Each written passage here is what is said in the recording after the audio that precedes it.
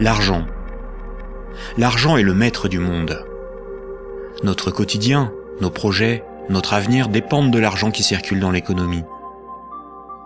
Pourtant, rares sont les citoyens, les politiciens, les décideurs sachant vraiment ce qu'est l'argent, d'où vient l'argent, qui fabrique l'argent. Beaucoup croient que l'argent est fabriqué par l'État, qu'ils ont réellement de l'argent sur leur compte, et que les banques prêtent l'argent de leurs déposants quand elles font crédit. Ces trois croyances sont fausses. La confusion règne au profit d'une finance mondialisée qui, de crise en crise, renforce son pouvoir de domination et détruit lentement nos démocraties, alors même qu'une infime proportion de la population mondiale n'a jamais accumulé autant de richesses. En partant de ce que tout le monde connaît, pas à pas, en employant les termes techniques, en illustrant chaque principe par des exemples simples, ce document vous donne les bases indispensables à la compréhension du système bancaire et monétaire, et met en perspective les crises financières et économiques qui ne cessent de s'aggraver depuis 2008. La monnaie est au cœur de nos économies. Elle en est le fluide qui permet les échanges des biens et des services. Les biens, ce sont les objets physiques qui ont un prix, comme de la nourriture, des outils, de l'immobilier, des objets de la vie courante, des véhicules, de l'électronique. Un service, c'est du temps que l'on consacre à réaliser quelque chose contre une rémunération. Les architectes, les médecins, les garagistes, les peintres, les avocats, les comptables vendent de leur temps, sous la forme de services. Les biens et les services sont achetés avec de la monnaie. Savoir qui crée la monnaie est donc indispensable pour comprendre comment le monde fonctionne.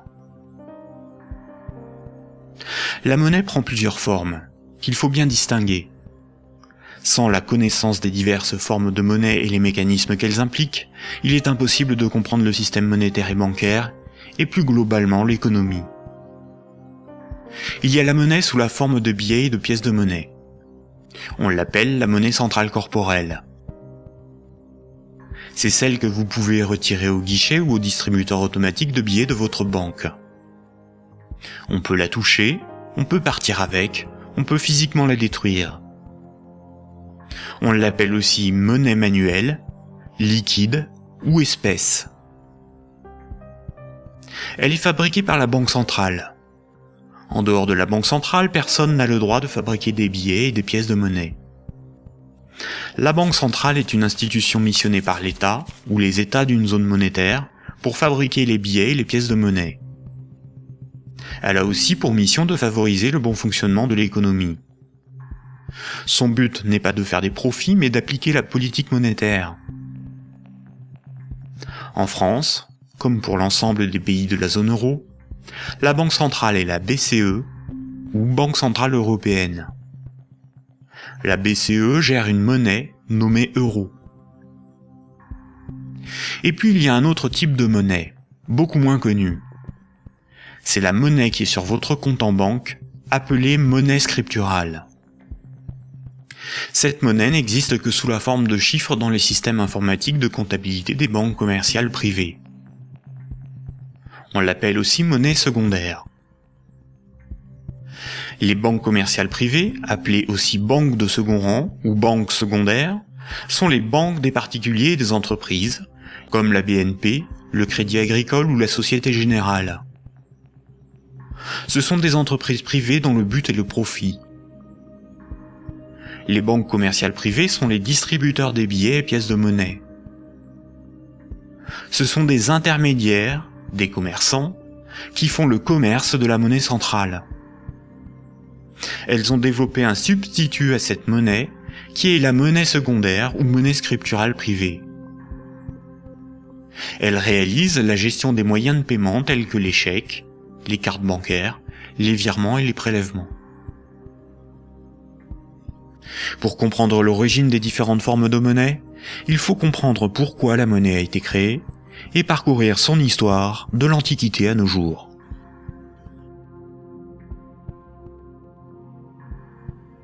L'histoire de la monnaie s'étale sur des milliers d'années. La plupart des gens pensent que la monnaie remplace le troc. Le troc est le fait d'échanger un bien contre un autre. Par exemple, lorsque Paul et Jacques se rencontrent, Paul voudrait échanger 5 salades contre 10 kilos de pommes de terre. Sauf que si Jacques n'accepte pas de salade en échange de ses pommes de terre, il accepterait quelque chose d'autre, une denrée dont tout le monde a besoin. La monnaie serait apparue spontanément par la sélection de marchandises parmi les plus pratiques et les plus recherchées pour ces échanges immédiats. Dans un premier temps, le riz, l'avoine ou les animaux auraient été utilisés comme monnaie jusqu'à l'apparition de monnaies métalliques, d'or ou d'argent, forme ultime de monnaie. Le crédit ne serait apparu que plus tard, quand de la monnaie fut accumulée pour être prêtée à ceux qui en avaient besoin. Malheureusement, cette hypothèse n'a strictement aucune réalité historique. Les historiens ne cessent de le répéter. Ce n'est pas le troc qui apparut en premier, mais le crédit, c'est-à-dire la comptabilité des dettes, bien avant l'apparition de la monnaie. Le troc n'a pour ainsi dire quasiment jamais existé. Imaginons des paysans de l'Antiquité. Paul produit des salades qu'il récolte au printemps, et Jacques produit des pommes de terre qu'il récolte à l'automne. Jacques va emprunter 5 salades à Paul au printemps. Jacques doit l'équivalent de 5 salades à Paul. Ce n'est qu'à l'automne, 6 mois plus tard, que Jacques va le rembourser en lui donnant 10 kilos de pommes de terre. C'est la confiance qui permet ces échanges différés. On peut dire que Paul et Jacques se font confiance. Ils partagent un même principe moral qui est qu'une dette doit être honorée. Cela leur permet de se faire crédit. Quand Jacques demande des salades à Paul, il se sent redevable envers Paul. Jacques ne sera libre que quand il aura remboursé Paul des jours, des mois, des années plus tard, car il a une dette envers lui. Les hommes pouvaient se prêter des outils, des animaux, s'échanger des biens, mais aussi des services. Au-delà d'un certain volume d'échanges, la parole donnée ne suffit plus à garantir la confiance, il faut consigner par écrit. On invente l'écriture. Alors il faut apprendre à lire, écrire et compter. On invente l'école. Il faut aussi avoir confiance dans la quantité, mesurer ce que l'on échange. On invente les étalons et la métrologie. Enfin, il faut aussi avoir un arbitre en cas de litige. On invente les tribunaux. Les communautés prenaient une unité de compte virtuelle, ou un étalon, pour donner un prix aux biens et aux services qu'ils s'échangeaient. Si 5 salades valaient 10 unités de compte, alors quand Paul donnait 5 salades à Jacques, il lui devait 10 unités de compte. On a retrouvé nombre d'objets servant de registre de dette. Des bâtons, des boules d'argile, des papyrus, des bouts de tissu, des figurines. Parmi les plus anciens registres figurent des centaines de milliers de tablettes d'argile de l'époque sumérienne, où étaient tenus des comptes et consignés des dettes. Ces tablettes étaient gérées par des temples proches des marchés. Personne ne pouvait empêcher les hommes de se faire crédit. Les unités de compte nécessaires à donner un prix à ce qui s'échangeait n'étaient qu'indicatives. Il n'est pas nécessaire de se procurer ou d'acheter des centimètres à chaque fois que l'on mesure ce que l'on prête à autrui. Durant plusieurs milliers d'années, il n'y avait pas de monnaie, juste la comptabilité des dettes des uns et des autres et des communautés entre elles. Ce n'est que beaucoup plus tard, environ 700 ans avant Jésus-Christ, que des souverains ou des castes régnantes ont imposé l'usage de monnaie comme moyen d'échange, sous la forme d'un objet dont ils s'attribuaient l'exclusivité de la production. Ils émettaient la monnaie, généralement des pièces d'or, d'argent ou de cuivre, payaient leurs soldats avec, et menaient des guerres pour conquérir de nouveaux territoires. Pour se procurer nourriture et équipement, les soldats imposaient par la force aux paysans et aux marchands cette monnaie comme paiement. Le pouvoir récupérait ensuite de cette monnaie lors de la perception des impôts. Comme tout le monde devait disposer de monnaie pour payer les impôts, elle devenait rapidement la monnaie officielle. Elle était acceptée comme paiement et elle se diffusait dans la communauté. Le pouvoir pouvait donc acheter nourriture, marchandises et richesses grâce à la monnaie qu'il produisait lui-même. Tant que l'on avait une dette, on n'était pas libre. On risquait de devenir l'esclave de son créancier ou d'être emprisonné si on ne s'acquittait pas de l'impôt. C'est la servitude pour dette. Et c'est pour ça qu'une monnaie employable pour payer une dette ou un impôt a un pouvoir libératoire. La monnaie a donc été créée par des castes régnantes, des souverains, pour extorquer une partie de la production des populations, vivre et s'enrichir sans travailler.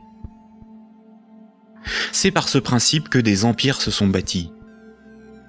Historiquement, le troc n'était pratiqué que durant les périodes de chaos et de conflits, lorsque la monnaie venait à manquer.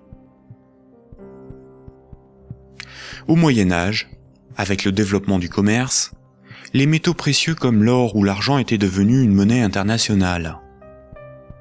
Il était risqué de posséder et transporter ces métaux précieux. On risquait de se les faire dérober. À partir du XVIIe siècle, les marchands de Londres et de Stockholm commencèrent à confier la garde de leurs métaux précieux aux orfèvres, les négociants en métaux précieux. En échange, les orfèvres leur donnaient un reçu, un certificat de dépôt nominatif qui permettait à son détenteur de récupérer à tout moment son métal précieux. Lors des retraits, les orfèvres demandaient une petite somme pour le service de stockage rendu. Les boutiques des orfèvres devinrent des coffres fort bien gardés. Puis ces certificats sont devenus non nominatifs. Il était simplement inscrit dessus le poids de métal précieux qu'ils représentaient. Les marchands se mirent à se payer non pas en métal précieux, mais avec ces certificats. La monnaie papier était née. Les orfèvres constataient que les marchands laissaient leurs métaux précieux dans leurs coffres. Ils eurent donc l'idée de prêter ces métaux précieux à d'autres marchands pour développer leur commerce. Mais plutôt que de prêter les métaux précieux entreposés dans leurs coffres, les orfèvres émettaient des certificats papier. Quand les marchands remboursaient leurs dettes, ils rendaient les certificats et versaient un intérêt. Les orfèvres se mirent à imprimer bien plus de certificats que de métaux précieux disponibles dans leurs coffres. Cette pratique leur permit de s'enrichir en multipliant les intérêts perçus. Quand les certificats étaient rendus aux orfèvres, ils étaient détruits. Comme le papier monnaie échangeable contre des métaux précieux était accepté par les marchands comme paiement, les orfèvres pouvaient en imprimer pour leurs propres dépenses et achats. Tant que les emprunteurs et déposants ne venaient pas tous au même moment demander l'échange de leurs certificats contre l'équivalent en métal précieux, leur petit tour de magie pour s'enrichir restait secret. Aujourd'hui, les métaux précieux sont remplacés par la monnaie centrale. Avec l'avènement de la République et de la démocratie, c'est l'appareil législatif qui rédige la loi au nom du peuple, et l'État, la nation, fait fabriquer sa propre monnaie par la Banque centrale. La loi dit que tout citoyen est obligé d'accepter non pas des métaux précieux, mais de la monnaie de l'État comme règlement d'une dette. C'est ce qui donne son cours légal à la monnaie de l'État. Cette monnaie est dite fiduciaire, du latin fiducia, qui veut dire confiance. Sa valeur est liée à l'assurance qu'on peut échanger des biens et services avec cette monnaie. Rappelez-vous, quand un marchand déposait des métaux précieux chez l'orfèvre, il lui donnait l'équivalent en certificat de dépôt. Plus tard, le marchand pouvait retourner chez l'orfèvre et récupérer ses métaux précieux contre ses certificats. Aujourd'hui, quand le client d'une banque dépose des billets sur son compte, la banque le crédite.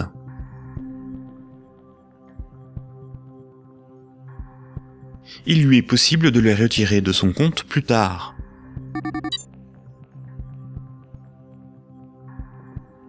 La monnaie secondaire, ou monnaie scripturale privée, est l'équivalent des certificats de dépôt des orfèvres. Tout comme le certificat de l'orfèvre est une reconnaissance de dette de l'orfèvre envers le marchand, un compte bancaire est une dette en monnaie centrale de la banque envers son client.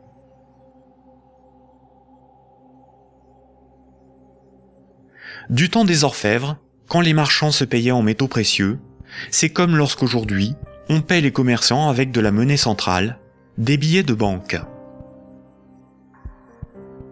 Ensuite, quand les marchands se payaient avec des certificats de dépôt de l'orfèvre, c'est comme lorsqu'aujourd'hui, on paie un commerçant par un transfert de monnaie scripturale de notre compte bancaire à celui du commerçant.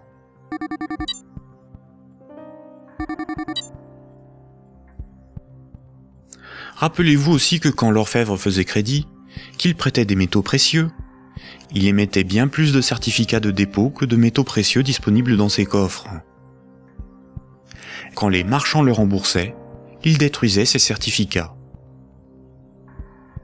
C'est la même chose aujourd'hui avec la monnaie scripturale privée. Quand une banque accorde un crédit, elle crée de la monnaie scripturale sur un compte à partir de rien.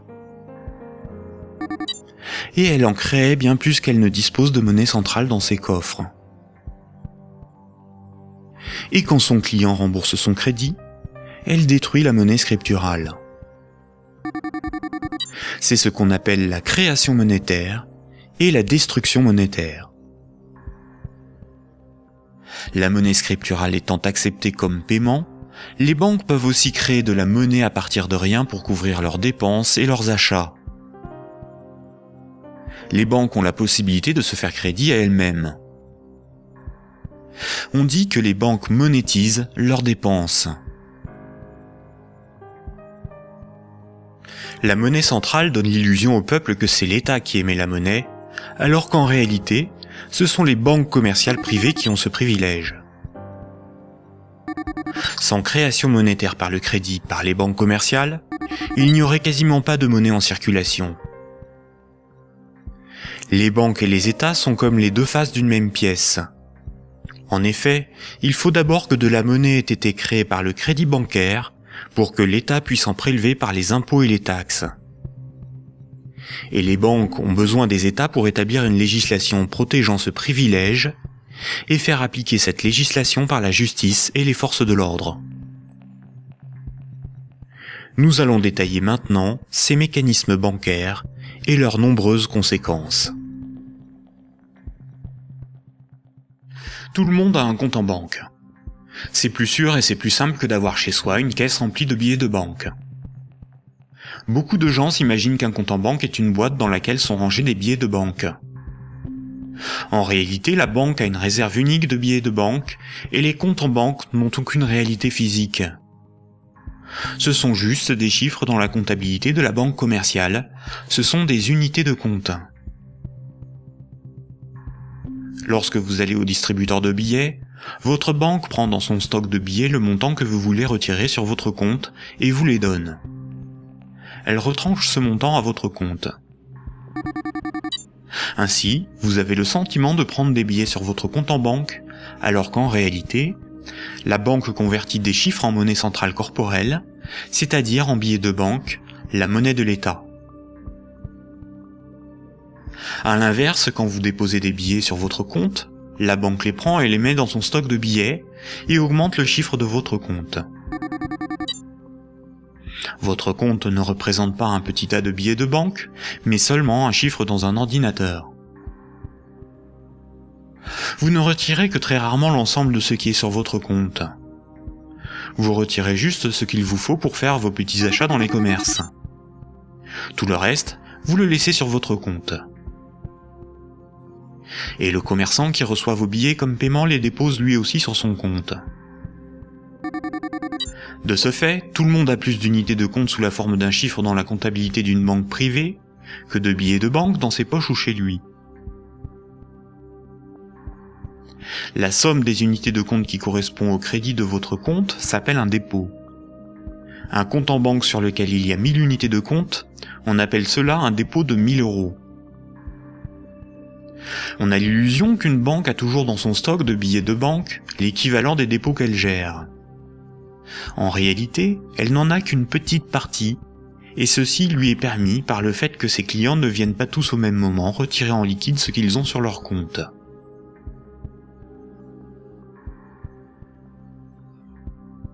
En Europe, la monnaie centrale est la monnaie qui a cours légal.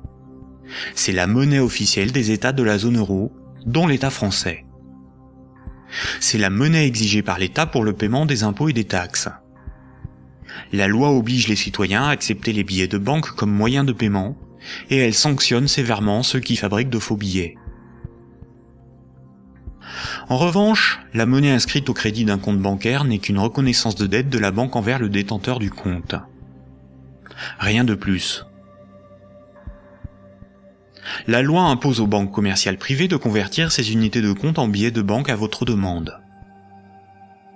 C'est pour cette raison que les banques commerciales appellent ces chiffres des euros. Les chiffres inscrits sur votre relevé de compte sont appelés euros, alors qu'en réalité, ce ne sont pas des euros. Ces unités de compte sont converties en euros au moment où vous les retirez de votre compte.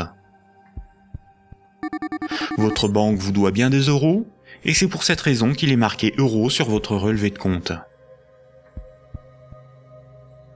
Ces unités de compte sont tolérées par la loi comme moyen de paiement. Quand vous payez au moyen d'un chèque bancaire, d'une carte bleue ou d'un virement, vous réalisez un simple transfert d'un chiffre de votre compte à un autre. Tout ce qui sert de moyen de paiement est une monnaie. C'est pour cette raison que ces unités de compte sont appelées monnaie scripturale, monnaie secondaire ou monnaie scripturale privée. On peut dire que chaque banque a sa propre monnaie, car chaque banque a sa propre comptabilité, gère ses propres chiffres, ses propres unités de compte. Toutes les monnaies privées sont convertibles en monnaie centrale corporelle. Elles ont toutes la même valeur. Mais la monnaie scripturale d'une banque commerciale privée n'est garantie que par la banque elle-même. Une banque commerciale étant une entreprise comme une autre, elle peut faire faillite. Si elle fait faillite, elle ne peut plus garantir sa monnaie privée, et par conséquent les montants des comptes bancaires de ses clients. Les unités de compte sur les comptes bancaires peuvent tout simplement disparaître. Imaginons que vous ayez 10 000 euros en billets de banque, c'est-à-dire en monnaie centrale corporelle, en monnaie de l'État. Vous avez confiance dans sa valeur, car vous avez confiance en l'État. Vous prenez ces 10 000 euros et vous les déposez sur un compte au Crédit Agricole. En réalité, vous donnez cet argent à la banque qui les met dans son petit stock de billets et crédite votre compte. Le chiffre sur votre compte n'est qu'une reconnaissance de dette de 10 000 euros. Ce sont des unités de compte privées, car la banque est maintenant propriétaire des 10 000 euros que vous lui avez donnés, et qu'elle va probablement mettre dans un distributeur de billets pour que d'autres clients puissent retirer du liquide. La loi dit simplement qu'à votre demande, à tout moment, la banque est tenue de convertir les 10 000 unités de compte en billets de banque. Et ce que vous ne savez pas, c'est que la banque n'a qu'une petite partie des montants des comptes de ses clients sous la forme de billets de banque. Gardez à l'esprit que moins de 7% de la totalité de la monnaie en circulation est sous la forme de billets et de pièces de monnaie qui ont cours légal. Ce que vous avez sur votre compte, ce n'est qu'une promesse de remboursement en euros, et non de véritables euros.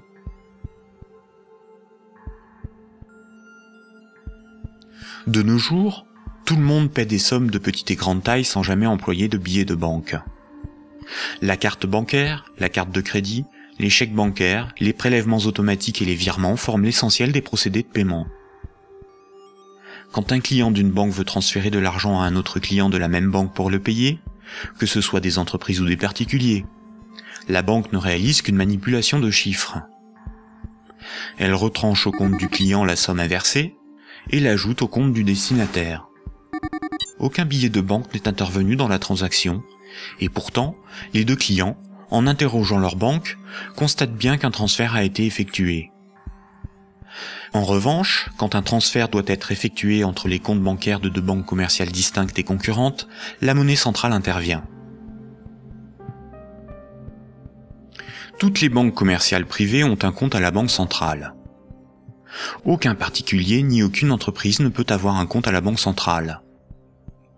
Seules les banques commerciales et le trésor public, c'est-à-dire l'État, ont un compte à la banque centrale. La banque centrale réalise la comptabilité là aussi avec des chiffres dans des ordinateurs, et non pas des tas de billets de banque. Et cela pour des raisons purement pratiques. On appelle cette monnaie la monnaie centrale scripturale. Ces comptes sont en monnaie banque centrale ou monnaie centrale. Quand une banque commerciale a trop de billets, elle peut les déposer sur son compte à la banque centrale. Quand elle en a besoin pour alimenter ses distributeurs automatiques, elle demande à la banque centrale de lui convertir des euros scripturales en billets de banque. Généralement, on ne fait pas la distinction entre monnaie centrale scripturale et monnaie centrale corporelle, c'est-à-dire les billets de banque. On appelle la somme de la monnaie centrale, scripturale et corporelle, la base monétaire. Entre elles, les banques commerciales se paient en monnaie centrale. Les banques n'acceptent pour paiement des autres banques que de la monnaie centrale.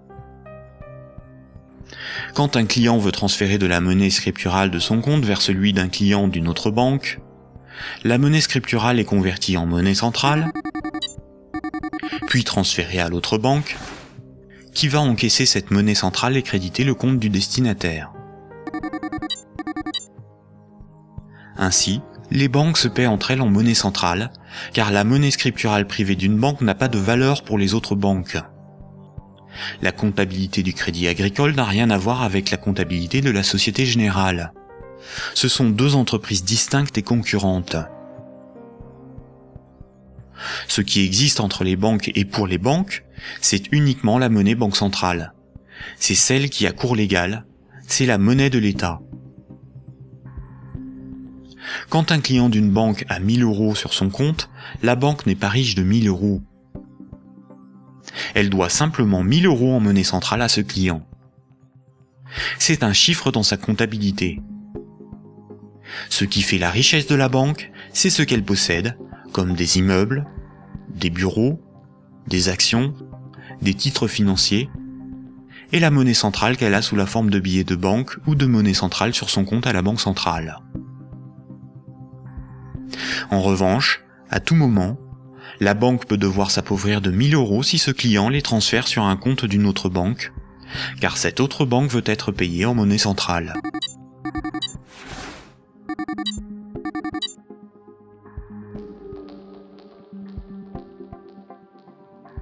Les banques ne réalisent pas leur paiement en banque centrale à chaque fois qu'un transfert est réalisé. Un bilan des échanges est fait tous les jours. On appelle cela la compensation. Cette compensation est calculée par une chambre de compensation. Une chambre de compensation gère un système informatique enregistrant un très grand nombre de comptes en banque et de transactions, afin de faire le bilan des échanges entre les organismes financiers, dont les banques. La chambre de compensation la plus connue est Clearstream, à cause de l'affaire politico-financière qui porte son nom. Imaginons deux banques. Un client de la première banque paie 10 € à un client de la seconde. Un client de la seconde paie 15 € à un client de la première. À la fin de la journée, la compensation calcule un différentiel de 5 € au profit de la première banque. Le paiement peut se faire directement par virement entre leurs comptes à la banque centrale. Quand une banque voit son compte débité à cause d'une compensation ou par un retrait au guichet par un client, on appelle cela une fuite. Elle s'appauvrit, car sa monnaie centrale fait partie de ses richesses. Imaginons une banque qui a 4 déposants qui ont chacun 25 000 unités de compte. On peut dire que la banque doit 100 000 € à ses clients. Imaginons que cette banque a 10 000 € sur son compte à la banque centrale. La banque est incapable de couvrir la fuite du montant total des comptes de ses clients. Elle est potentiellement en faillite, car 90 000 unités de compte de ses clients ne sont pas couverts par de la monnaie centrale. Seuls 10 000 € en billets peuvent être versés à l'ensemble de ses clients. C'est le principe de la couverture partielle des dépôts, appelé système à réserve fractionnaire. Si la totalité de ses clients viennent tous au même moment pour retirer leur argent, la banque fait immédiatement faillite. Quand tous les clients d'une banque viennent retirer tout leur argent, c'est ce que l'on appelle un bank run. Face à cette situation, les autorités ont mis en place un fonds en monnaie centrale en cas de faillite bancaire, le fonds de garantie des dépôts bancaires. En France, ce fonds se porte officiellement garant de 100 000 € maximum par compte bancaire. Malheureusement, La plupart des grandes banques gèrent des dépôts bien supérieurs à ce qu'il y a dans ce fonds. Le fonds est d'environ 2 milliards d'euros, alors que les banques françaises gèrent près de 1000 fois plus de dépôts en monnaie scripturale. Par conséquent, la faillite de quelques grandes banques du monde provoquerait la disparition d'une partie des dépôts bancaires de leurs clients.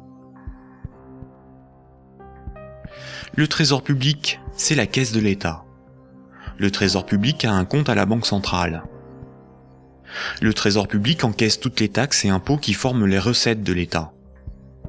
Le Trésor public paie toutes les dépenses de l'État. Il paie les fonctionnaires, les investissements de l'État, ses infrastructures, ses frais de fonctionnement, ses fournisseurs.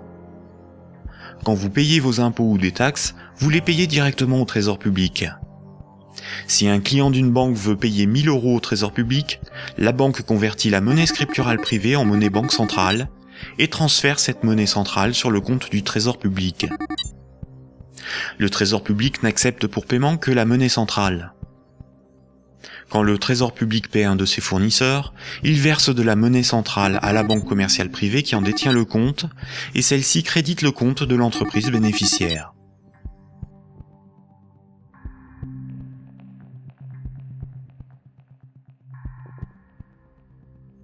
Récapitulons. Le système monétaire est basé sur 2 espaces monétaires distincts et isolés. L'espace de la monnaie centrale et l'espace de la monnaie scripturale privée. La monnaie centrale, c'est la monnaie de l'État. La monnaie centrale sert aux banques et au Trésor public pour se payer. La monnaie scripturale privée, ou monnaie secondaire, c'est la monnaie gérée par les banques commerciales privées. Les particuliers et les entreprises utilisent principalement cette monnaie. Quand un citoyen reçoit son salaire, c'est par transfert de monnaie scripturale privée. Sur son relevé de compte, il voit marqué euros, alors que ces euros n'existent pas. Le chiffre au crédit de son compte est une promesse de remboursement en euros. Or, si une banque fait faillite, elle ne peut plus honorer sa promesse vis-à-vis de ses clients. En France, les 2 premières banques gèrent plus de la moitié des dépôts bancaires. Aucun gouvernement ne permettra à une grande banque de faire faillite, car des millions de citoyens et d'entreprises perdraient une partie de leur argent. Ce serait une catastrophe sociale que l'ensemble de la société devrait compenser par l'appauvrissement général de la population. Toute entreprise peut faire faillite si elle est mal gérée, même les plus importantes. Mais cette règle ne s'applique pas aux grandes banques. Les gouvernements les sauvent en taxant l'ensemble des citoyens si nécessaire. Voici ce qu'en pense Frédéric Lordon, économiste, directeur de recherche au CNRS et chercheur au Centre de sociologie européenne. Frédéric Lordon, vous êtes plus radical ? J'en ai peur. C'est-à-dire, il me semble que derrière toutes les argumentations techniques du monde, il y a une question préjudicielle qui est une question de principe. Alors je voudrais repartir des sauvetages de 2008-2009, parce qu'il me semble que celui qui se profile va avoir à peu près les mêmes propriétés. À propos de ces sauvetages bancaires, on peut dire non contradictoirement 2 choses. La première, c'est qu'ils étaient une nécessité impérieuse, et je dirais même vitale. Et la deuxième, c'est que cependant, ils ont été des scandales sans nom. Des scandales sans nom. Alors pourquoi ça a été un scandale? Les gens le savent, alors ils sont un peu plus qu'échauffés, hein, je vous assure. On a sauvé les banques, on a sauvé la finance sans la moindre contrepartie, pas le plus petit commencement de réglementation de l'activité financière ou de transformation des structures bancaires. Donc, si vous me passez l'expression, le corps social en a gros. Mais pour autant, il était une nécessité impérieuse de les sauver, pour une raison extrêmement simple, c'est que il faut que les gens essayent de se figurer l'ampleur des dévastations économiques et sociales qui suivent de la matérialisation d'un risque systémique. C'est dans le cadre de cette hypothèse que je me situe. On pourra peut-être y revenir tout à l'heure. C'est-à-dire l'effondrement total de toutes les banques. Les transactions les plus élémentaires deviennent impossibles. Je veux dire, aller acheter son pain à la boulangerie, ça marche plus. Tout simplement parce que retirer de l'argent au distributeur à billets, ça marche pas. Faire un chèque, ça marche pas. Une carte bleue, ça marche pas. Vous avez les piécettes dans la poche, ça vous mène pas loin. Vous tenez 4-5 jours en forçant plutôt sur les patates. Et après, c'est retour au jardin potager pour ceux qui en ont un, et pour les autres, c'est retour vers l'état de nature économique. Ce que vous décrivez là, ça semble une catastrophe. Oui, c'est la catastrophe ultime si les banques ne sont pas sauvées et qu'elles tombent toutes ensemble. Ça pourrait se produire d'après vous, ça? Alors pour moi, Grèce, oui. si vous voulez, c'est un événement qui est de l'ordre de l'impensable. C'est-à-dire, c'est un chaos social d'une telle ampleur qu'il me semble inconcevable que les États se désintéressent de la chose. Par conséquent, ils sont forcés de venir au secours de la finance, qu'ils le veuillent ou non. Et c'est exactement là que se noue le drame, si vous voulez. C'est dans cette articulation entre la nécessité impérieuse d'une part et le scandale de l'autre. Le corps social est forcé, par pouvoir public interposé, de venir au secours des banques, car si les banques calanchent, c'est le corps social qui calanche dans la semaine qui suit. Et forcément, les intérêts matériels de la population sont si intimement liés à la structure bancaire qu'il est impossible de la laisser crever. Et vous voyez donc là où est le problème, c'est que de par leur position très particulière dans la structure sociale du capitalisme, les banques sont les dépositaires de fait de deux biens publics vitaux pour une société marchande. Vitaux. Le premier, c'est les encaisses monétaires de la population, les dépôts, les épargnes. Je veux dire, si toutes les banques tombent, ceci s'évapore dans l'instant. Et c'est pas la peine de se gargariser avec le fonds de garantie des dépôts. Hein. Ça va si une banque ou deux tombe. Si la totalité s'écroule, le fonds saute comme un bouchon de champagne. Et le deuxième bien public vital, c'est l'intégrité du système des paiements. Et c'est parce que les banques ont capté ces biens publics qu'elles peuvent contraindre l'État, les corps sociaux à leur venir en aide. C'est quoi l'intégrité du système des paiements? C'est le fait que les banques sont les teneurs de compte, qu'elles les mouvementent, qu'elles les débitent, qu'elles les créditent, donc elles sont les opératrices. Absolument. C'est pas qu'elles les garantissent, c'est qu'elles opèrent très concrètement et très basiquement les transactions élémentaires. La gestion des moyens de paiement. Et exactement. Bon, alors, si vous voulez, là, il y a une situation de fait que les économistes appellent dans leur langage pluriel et amoral, mais dont le vrai nom est prise d'otage. Et celle-là, elle est colossale. Si vous voulez, chaque fois qu'il y a un mouvement social dans les transports ou le ramassage des ordures, on vous bassine avec la prise d'otage des syndicats. Mais ça, c'est une prise d'otage, mais cosmique. C'est énorme. Personne n'en parle jamais. Donc, la question de principe est la suivante. Derrière la question du sauvetage des banques et derrière la question des banques tout court, le corps social doit se poser la question de savoir s'il continue de tolérer que ces biens publics vitaux soient ainsi remis à des intérêts privés, et spécialement à des intérêts privés aussi mal éclairés que ceux de la finance, quand elle est mouillée jusqu'aux sourcils dans les marchés de capitaux. Bon, je trouve que poser la question, c'est y répondre. Et si on ne répond pas non, cette obligation de venir à la rescousse des banques se reposera éternellement. D'où ma conclusion. Il faut envisager la déprivatisation intégrale du secteur bancaire. La nationalisation. Alors, la nationalisation...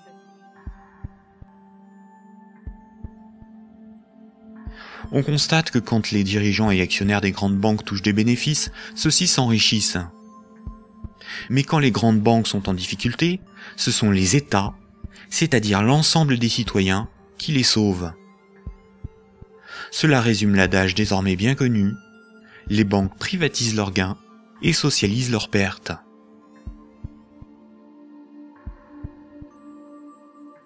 Pour bien comprendre le mécanisme de création monétaire, nous devons savoir ce qu'est un actif. Imaginons que Paul possède une moto, des vêtements, une télévision, un ordinateur et 200 € sur lui en billets de banque.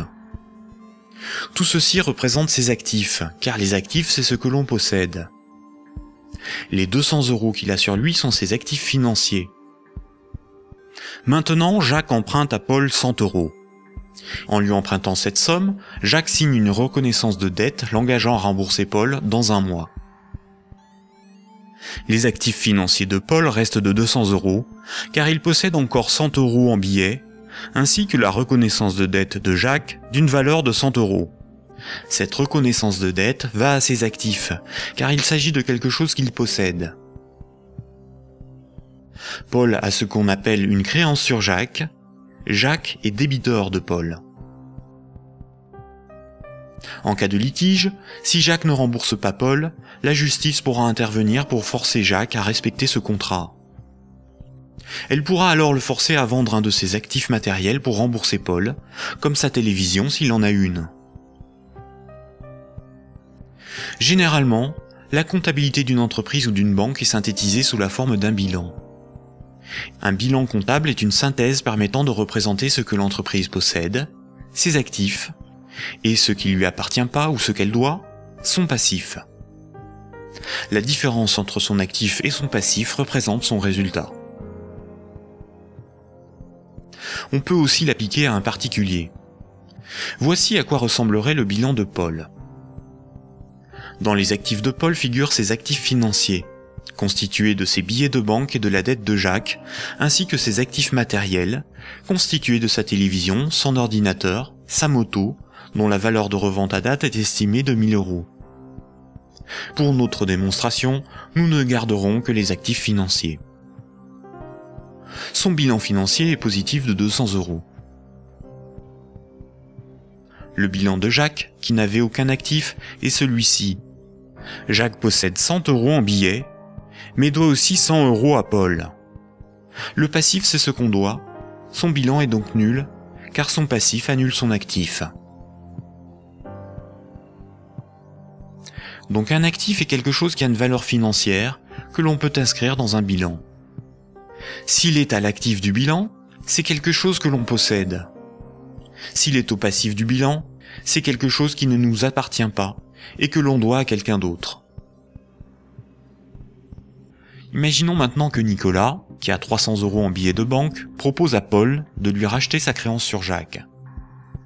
Il va donc pour cela lui donner 100 € et modifier le bénéficiaire du contrat de sorte que Jacques doive maintenant la somme non plus à Paul, mais à Nicolas. Voici à quoi ressemblerait le bilan de Paul. On constate que Paul a retrouvé ses 200 € en billets de banque. Son bilan financier est positif de 200 €. Le bilan de Jacques, qui n'avait aucun actif, n'a pas changé. Son bilan est toujours nul. Le bilan de Nicolas, qui avait 300 € d'actifs, est maintenant celui-ci. Il reste à Nicolas 200 € en billets de banque et la reconnaissance de dette de Jacques, qui a une valeur, à terme, de 100 €. Le bilan de Nicolas est positif de 300 €. Lorsque Jacques devait 100 € à Paul, Paul prenait le risque que Jacques ne le rembourse pas. Quand Paul a vendu la reconnaissance de dette à Nicolas, c'est Nicolas qui prend le risque de n'être pas remboursé par Jacques.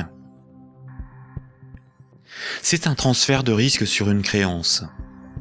Si Jacques ne rembourse pas sa dette, le bilan de Nicolas peut perdre jusqu'à 100 €. On dit alors que Jacques fait défaut sur tout ou partie de sa dette.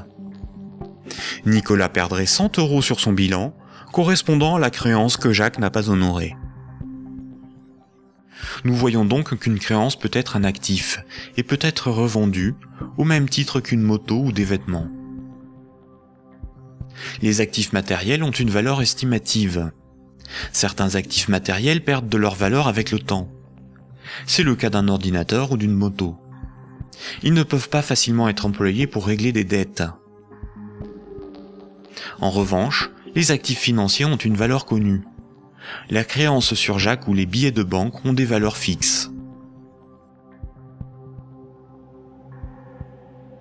Le bilan d'une banque se présente comme le bilan de n'importe quelle entreprise. La banque a des actifs qui sont ses richesses, ce qu'elle possède, et un passif qui représente ce qui ne lui appartient pas, ses dettes. Nous avons vu que le crédit d'un compte bancaire d'un client est une dette de la banque envers celui-ci. Les dépôts correspondant au compte bancaire de ses clients sont donc enregistrés au passif de son bilan. Si on lit ce bilan, on comprend que la banque doit au total 600 € à ses clients. Imaginons qu'un de ses clients, Paul, a un dépôt de 100 unités de compte. Voici le bilan de la banque. Elle doit 100 € à Paul, ce qui correspond au dépôt que Paul a réalisé sur son compte. Ce compte en banque est dit à vue, c'est-à-dire que Paul peut tout de suite utiliser ses unités de compte pour un paiement. Paul souhaite emprunter 1000 € à sa banque. La banque établit le contrat de prêt qu'elle lui fait signer. Ce contrat l'engage à rembourser la banque selon un échéancier précis. Paul devra rembourser les 1000 € empruntés, appelés capital du crédit, plus 50 € d'intérêt. Pour créditer le compte de Paul, la banque ne prend pas les dépôts d'autres clients pour lui donner. Elle augmente simplement le chiffre inscrit sur son compte bancaire. Elle crée des unités de compte à partir de rien. La banque ne doit plus 100 € à Paul, mais 1100 €. Le contrat de prêt de Paul apparaît sur son bilan comme quelque chose qu'elle possède. Cette créance sur Paul est à son actif.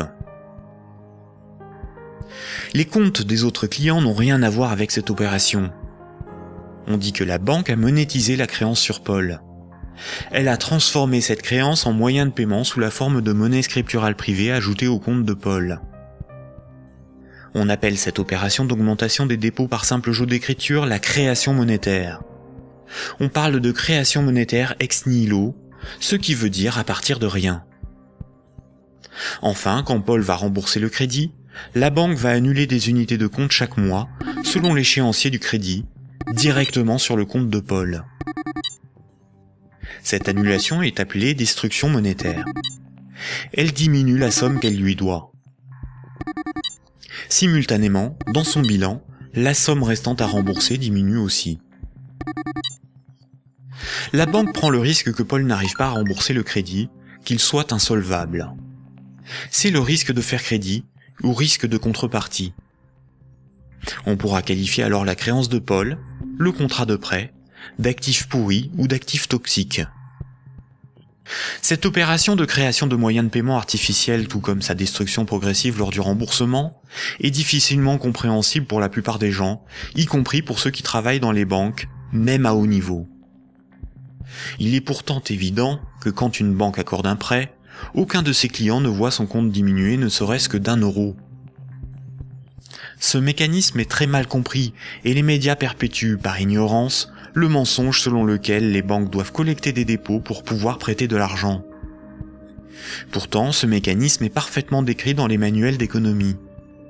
Vous pouvez par exemple télécharger un petit fascicule intitulé « La monnaie et nous », édité par la Banque de France en 2009, expliquant la création monétaire par les banques commerciales privées.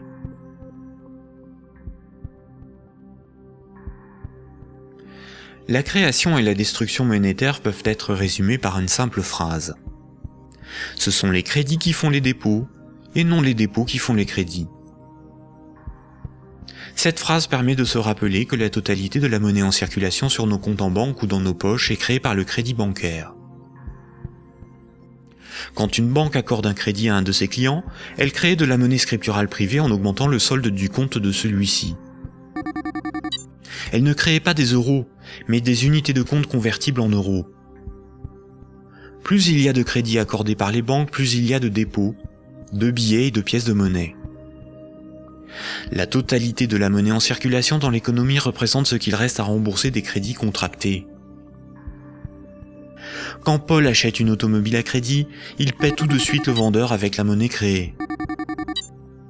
2 jours plus tard, le vendeur achète une télévision, des livres et un ordinateur. Les vendeurs de la télévision, des livres et de l'ordinateur vont eux aussi réaliser des achats. Paul n'a pas commencé à rembourser son crédit que la monnaie circule déjà dans l'économie.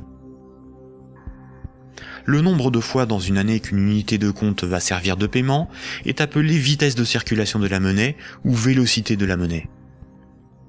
100 unités de compte échangées 10 fois pour des paiements représentent 1 000 € de paiement. L'argent qui circule de compte en compte est donc en réalité une dette qui circule. Les billets et pièces de monnaie en circulation sont une conversion de monnaie scripturale privée créée lors des crédits. Chaque unité de monnaie scripturale sur nos comptes bancaires et chaque billet ou pièce de monnaie dans nos poches a été créé lorsqu'un particulier, une entreprise ou un État a emprunté de l'argent à une banque. Une banque peut aussi créer des unités de compte pour ses propres dépenses. Pour cela, une banque ouvre un compte pour chacun de ses salariés ou fournisseurs. Ensuite, elle crée des unités de compte à partir de rien sur ses comptes. C'est comme cela que les banques assument leurs charges ou réalisent des investissements. On dit que la banque monétise ses frais de fonctionnement ou ses achats. Quand elle paie un employé ou un fournisseur par création monétaire, la banque ne fait rien de plus que de se créer une nouvelle dette envers celui-ci. À l'inverse, quand une banque prélève une somme sur votre compte en banque, elle n'opère aucun transfert. Quand elle prélève des frais bancaires ou simplement les mensualités de remboursement d'un crédit bancaire, elle détruit de la monnaie. Ainsi, votre banque vous doit moins d'argent. Comme nous l'avons vu, historiquement, la monnaie remplaçant le troc est un mythe qui vous laisse penser que la monnaie est un élément physique permanent, et donc il y a quelque chose sur votre compte. Ceci vous semble d'autant plus vrai que vous pouvez retirer des billets de banque de votre compte. Les médias vous font croire qu'une banque doit amasser de la monnaie avant de pouvoir en prêter.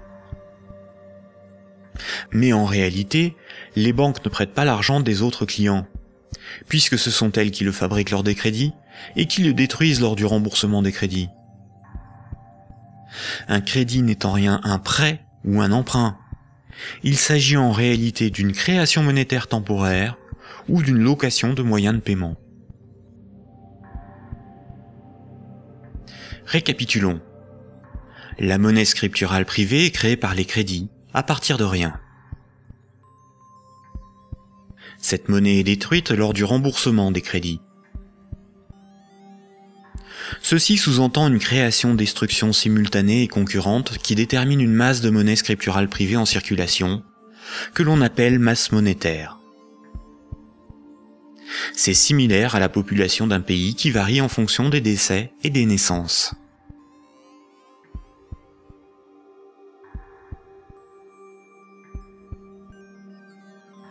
Trois citoyens et un banquier échouent sur une île déserte au beau milieu de l'océan.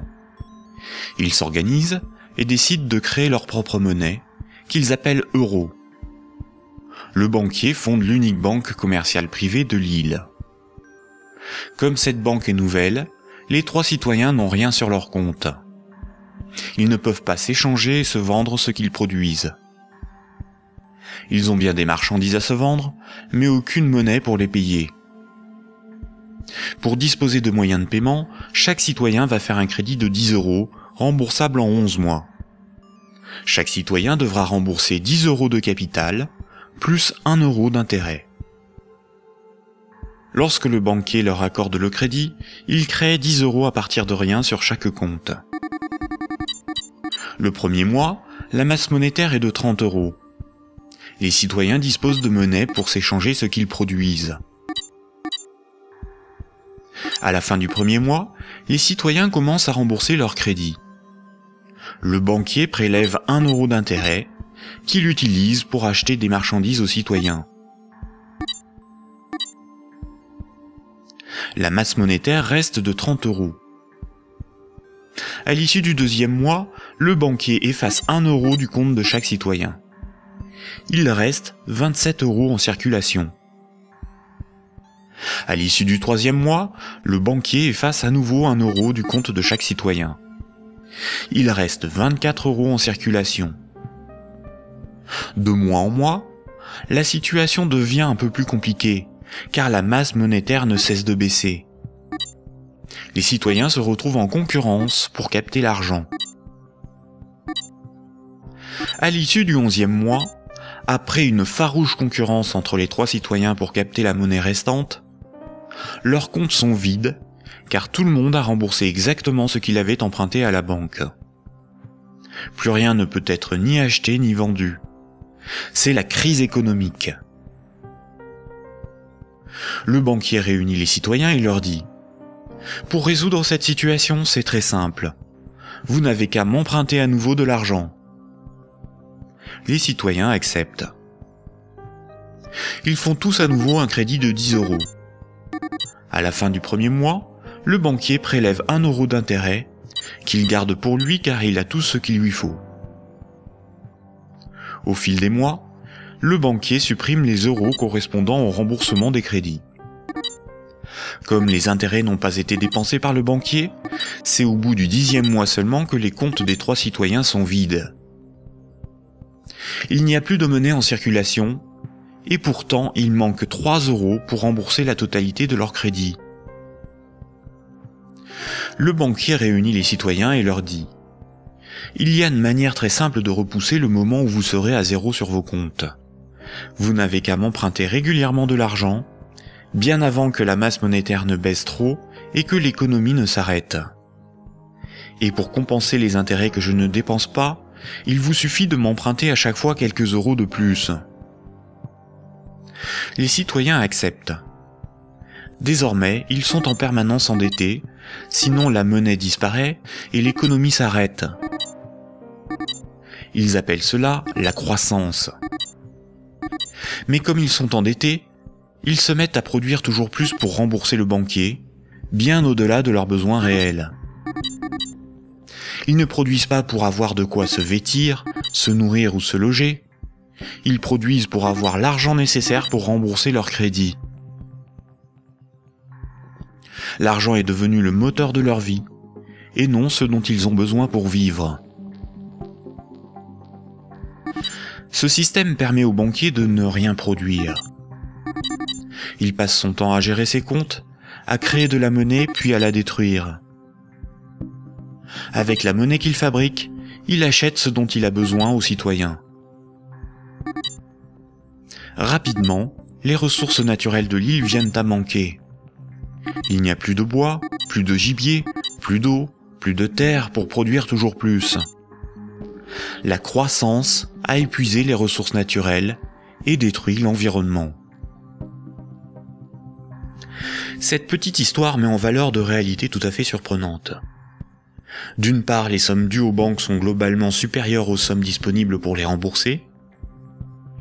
D'autre part, si tout le monde remboursait ses dettes, il n'y aurait quasiment plus de monnaie en circulation dans le monde. Tous les comptes seraient vides, tous les billets et pièces de monnaie disparaîtraient. Le système monétaire fonctionne comme un système pyramidal. Pour payer les crédits en cours de remboursement, il faut que de nouveaux crédits soient accordés. Sinon, la monnaie se raréfie et certains emprunteurs sont dans l'incapacité de rembourser leurs crédits.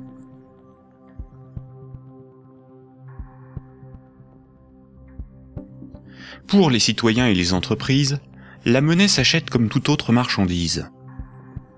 Les banques louent la monnaie qu'elles fabriquent, et le prix de cette location est de la monnaie supplémentaire qu'elles sont les seules à fabriquer.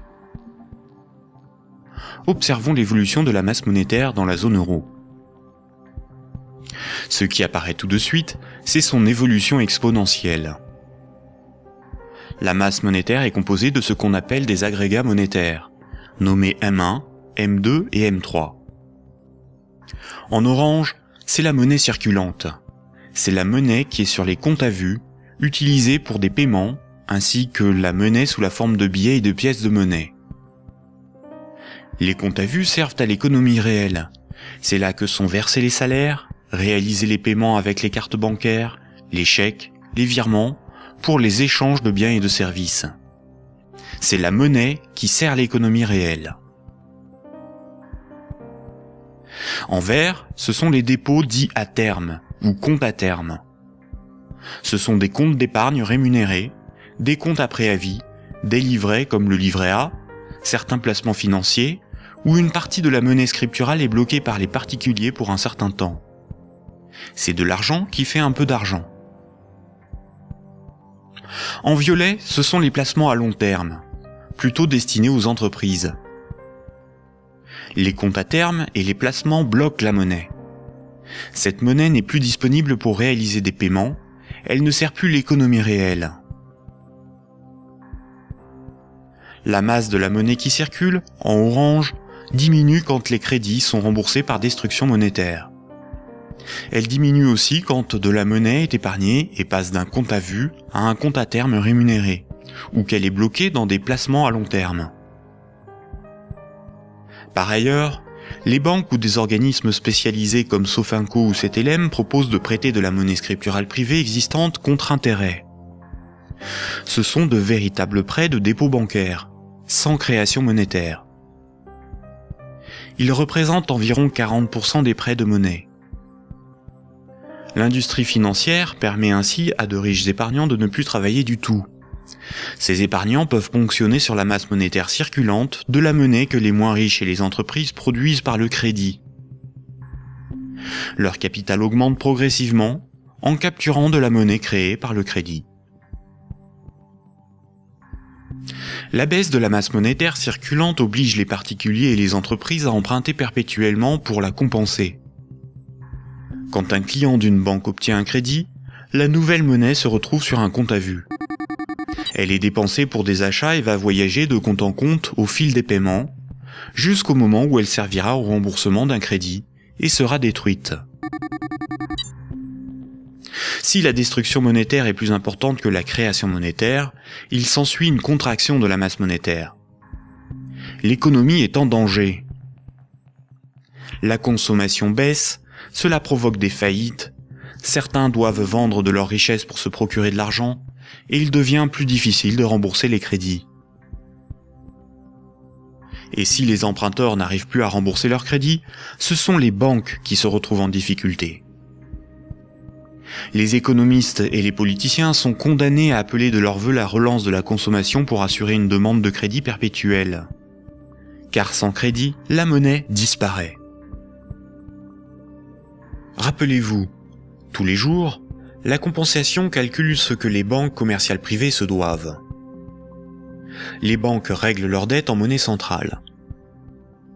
Quand une banque se procure de la monnaie centrale, on appelle cela le refinancement. Elles ont plusieurs possibilités. Elles peuvent demander à la banque centrale un crédit en monnaie centrale. Pour cela, elles déposent des titres financiers en garantie, par exemple des obligations d'État, et la banque centrale crédite leurs comptes. C'est à ce moment-là que la monnaie centrale est créée.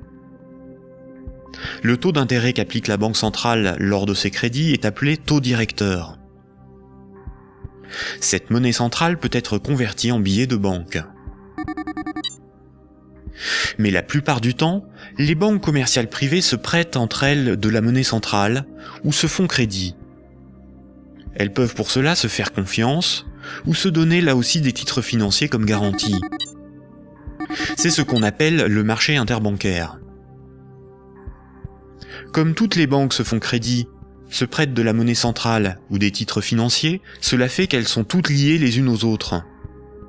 Si une grande banque fait faillite et qu'elle ne rembourse pas ce qu'elle avait emprunté aux autres banques, ce sont toutes les autres banques qui font faillite par effet domino. En 2008, les dérives du système financier ont provoqué une crise de liquidité dans le système bancaire. La crise de liquidité fait que les banques n'arrivent plus à régler leurs dettes, à se procurer de la monnaie centrale ou à se faire crédit.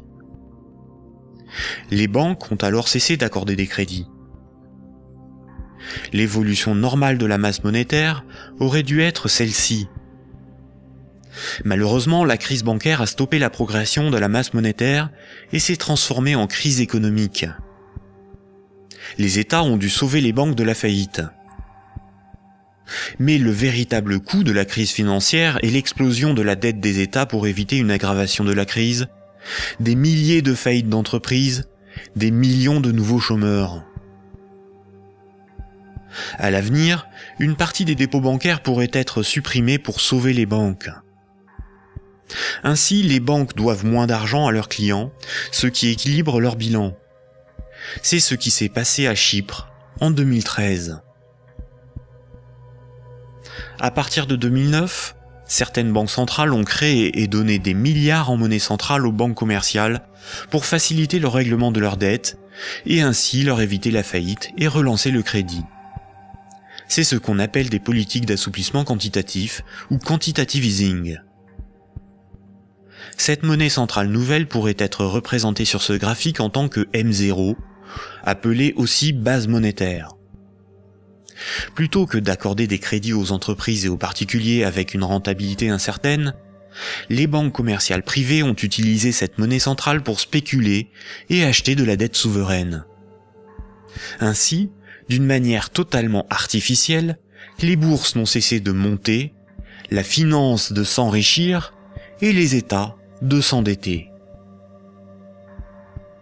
Puisque pour rembourser les crédits passés, il faut que de nouveaux crédits soient accordés, on comprend mieux pourquoi les politiques d'austérité et de désendettement sont un suicide économique. Le crédit permet aux particuliers et aux entreprises d'acquérir des biens réels et à l'économie de se développer. La masse monétaire augmente. Une politique d'austérité provoque une contraction de la masse monétaire, condamnant à la faillite certains emprunteurs, qu'ils soient des particuliers, des entreprises ou des États. Les banques de ces emprunteurs peuvent saisir leurs maisons, leurs machines, leurs stocks. Les États doivent privatiser les services publics pour rembourser les marchés financiers. La baisse de la masse monétaire provoque la rareté de la monnaie, et cette rareté provoque in fine des transferts de richesses réelles des débiteurs vers la minorité des créanciers, notamment les banques. C'est similaire au processus organisé par l'Occident vis-à-vis des pays en voie de développement. On endette ces pays pour qu'ils nous achètent des infrastructures, des machines, des moyens de production, via des prêts du FMI et de la Banque mondiale. Incapables de rembourser les crédits, leur faillite permet de saisir les ressources naturelles ou même ceux qu'ils ont achetés grâce à ces crédits. Le PIB d'un pays, c'est approximativement la somme des revenus dans ce pays en une année. Dans la zone euro, la dette des États représente 90% du PIB. Et les dettes du secteur privé représentent 160% du PIB. En d'autres termes, pour rembourser toutes les dettes, il nous faudrait travailler 2 ans et demi en donnant tous nos revenus aux banques et aux marchés financiers. Or, si on remboursait toutes nos dettes, il n'y aurait plus de monnaie en circulation. Ce système pyramidal de dette n'est viable que dans un équilibre précaire, car la capacité des emprunteurs à rembourser leurs crédits dépend de la capacité d'autres emprunteurs à contracter de nouveaux crédits.